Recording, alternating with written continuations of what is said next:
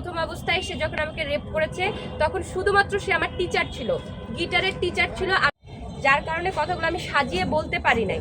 হ্যাঁ, এলোমেলোভাবে বলার কারণে আপনারা প্রেম ঘটিত বিষয়টাকে আগে এনেছেন যে তোমাদের মধ্যে প্রেম ছিল, তাহলে এখন কেন ধরছো, মতের অমিল হয়েছে। আমি বারবার ক্লিয়ার করেছি যে প্রথম অবস্থায় সে যখন আমাকে রেপছে তখন শুধুমাত্র সে আমার টিচার ছিল, গিটারের টিচার ছিল, আমি তার গিটারের স্টুডেন্ট ছিলাম। তখন কোনো প্রকার প্রেম, ভালোবাসা, সম্পর্ক, কমিটমেন্ট কিচ্ছু ছিল না। প্রথম অবস্থায় শিখছে, তারপর সেই জিনিসটাকে ধামাচাপা দেওয়ার জন্য, আমি কিন্তু আবার বলতেছি, ওই জিনিসটাকে ধামাচাপা দেওয়ার জন্য সে আমাকে প্রেমের প্রস্তাব দেয়, আমি রাজি হই না।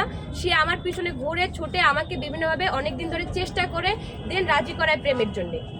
মাঝখানে কি হয়েছে এই জিনিসটা আপনারা বারবার বলবেন না যে কতবার ফিজিক্যাল হয়েছে, মাঝখানে আমি কিছু বলবো না, কারণ রিলেশনের বিষয়টা নিয়ে আমি আর কিছু বলবো না।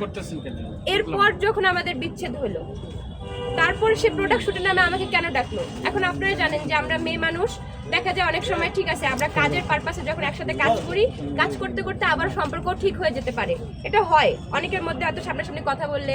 হ্যাঁ, যেহেতু আমিও পরবর্তীতে সম্পর্কে যাওয়ার পরে, আমি আবার বলছি সম্পর্কে যাওয়ার পরে তো আমি তাকে ভালোবেসে ফেলেছিলাম, তাই না? আমার তো একটা ইনার ফিলিংস ছিল তার জন্য। তো সেই খাতিরে একজন আমার প্রাক্তন হোক বা প্রেমিক বা স্বামী, ডিভোর্স যেই হোক, যদি ডাকে আপনি কি যাবেন না? আপনাদের কাছে প্রশ্ন, ভাই আপনারা কি যাবেন না? আপনার ডিভোর্স হিস্ট্রি যদি কোনো কারণে আপনাকে ডাকে, আপনি কি তার বাসায় যাবেন না? তাকে হেল্প করতে যাবেন না? বা তার যদি একটা প্রোডাক্ট ফটোশুটের নামে আমি তার অফিসে যাই, এটা কি আমার দোষ? আমি তো তাকে 100 বার অ্যালার্ট করেছি, আমি আবারও তাদেরকে স্ক্রিন